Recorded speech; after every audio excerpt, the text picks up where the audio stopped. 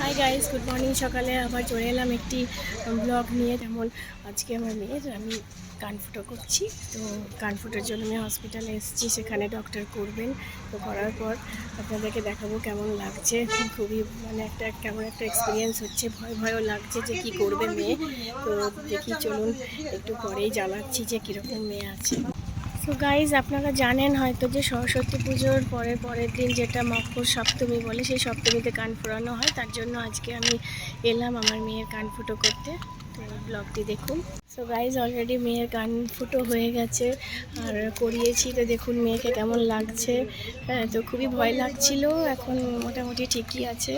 এখন একটু রিল্যাক্স পেলাম দেখে মেয়েকে। মেয়ে খুবই হ্যাপি আর দেখিয়ে দিচ্ছে। জাস্ট কান ফোড়ানো হয়ে গেছে, এই যে ফুরিয়ে দিয়েছি